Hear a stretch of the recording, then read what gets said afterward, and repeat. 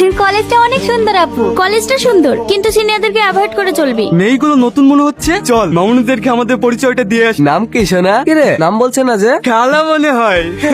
চলো আপু। মালটা তো দেখছি অনেক ঝাড়। হ্যাঁ নতুন তো তাই তোকে চিনতে পারিনি, ও ঠিক বুঝে যাবে তুই কি জিনিস। তোমাদেরকে একটা সুখবর দিতে এসেছি। আমাদের কলেজ থেকে এবার ম্যাগাজিন বের করা হবে। তোমাদের ক্লাসের কেউ যদি লেখালেখি করে থাকে তাহলে তার নিজের লেখা আগামী 2 দিনের ভেতরে জমা দেবে। স্যার, আমার লেখা তো প্রেম ভালোবাসা নিয়ে, আমার লেখা নিবেন তো? নেব না কেন? সাহিত্য তো প্রেম ভালোবাসা মায়া নিয়েই তৈরি হয়। তোরা ক্যান্টিনে চ, আমি ওর সাথে একটু কথা বলে আসছি। দেখিস কবির কবিতা শুনে যেন ওর প্রেমে পড়ে যাস না। শুনছেন? এদিকে আপনাকে বলছি। হ্যাঁ বলো, তোমার কোনো লেখা জমা দিবা নাকি? না, আমি কবিতা লিখতে পারি না, আপনার সাথে একটু কথা বলার জন্য আসলাম। ও, তুমি চাইলেই তো লিখতে পারবে। এই প্রকৃতিকে দেখো, এরাই তোমাকে বলে দেবে আমাদের জীবনে তাদের ভূমিকা কি। আপনি কি সবই এই ডায়েরিতে লিখে রাখেন? হ্যাঁ, মনে কোনো কথা ভেসে আসলে সব এই ডায়েরিতেই বন্দি করে রাখি। আপনার মনের কথা আমি পড়তে পারি না? মানে?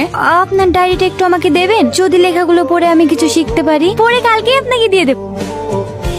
সাদা কাফন অস্থির মন, বুঝবি তখন হারিয়ে যাবো যখন। সাদা কাফন তুলে রেখেছিল কতজন, হাতছানি দিয়ে ডেকেছে তার সাথে, তারাও হয়েছে কবরবাসী। সাদা কাফন পরে চলে গেছে কতজন, আমরাও চলে যাব। সাদা কাফন পরে সেদিন কাঁদবে কি হাতটা ধরে? কারোর হবে ভালো, কারোর হবে খারাপ। এই দুনিয়ায় করেছি কত পাপ, যদি লেগে থাকে কারোর হৃদয়ের দিয়ে, ক্ষমা করে দিও এই শেষ শূন্য যাত্রায়। এই যুগে পরকাল নিয়ে কেউ ভাবেই না, সবাই নিজে নিজে নিয়ে ব্যস্ত। মামনি এখানে কার জন্য দাঁড়িয়ে আছো? যার জন্য দাঁড়িয়ে থাকে আপনাকে দেখতে হবে না। সেদিন তো না আমরা বলে চলে গেল, আজকে অতি সহজে যেতে দেবো না। আপনি এখান থেকে যাবেন না প্রিন্সিপালকে ডাকবো?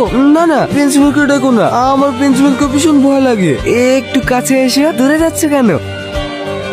আবার বিয়া তুমি শুরু করে দিয়েছি। দেখ আমাদের পার্সোনাল ম্যাটার, তুই এর মধ্যে নাক গলাতে আসিস না। তোর মতো ছেলেকে আমার ভালোভাবে চেনা আছে, ভালোই ভালোই বলছি, ঝামেলা না করে এখান থেকে চলে যা, না হলে কিন্তু অনেক খারাপ হবে। তোকে আমি ঠিকই দেখে নেব। আমাকে দেখার আগে প্রিন্সিপালের সঙ্গে দেখা করি। হ্যাঁ, এতে থ্যাঙ্কস এর কি আছে? আমি তো আমার কর্তব্য পালন করেছি। আর তাছাড়া আমার সামনে অন্য কিছু হলে আমি কখনোই মুখ বুজে সহ্য করব না। আপনি অনেক ভালো মানুষ। ভাই হ্যাঁ বল, তোমাকে একটু আমার সঙ্গে কলেজে যেতে হবে। কলেজে? কলেজে আবার কি করতে? কিছুদিন আগেই তো কলেজ থেকে ঘুরে আসলাম। তুই আবার কিছু করিস নাকি?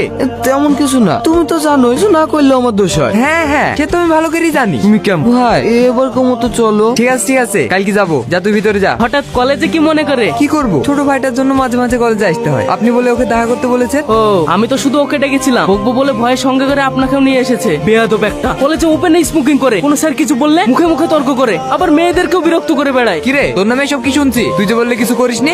স্যার ছোট তো তাই ভুল করে ফেলেছে, এবার মতো ক্ষমা করে দে। তার কাছে ক্ষমা চা। স্যার আমার ভুল হয়ে গেছে, নেক্সট টাইম এরকম আর হবে না। তোমার ভাইয়ের কথা শুনে শেষবারের মতো ক্ষমা করে দিলাম, পরের বার যেন তোমার নামে কোনো অভিযোগ শুনতে না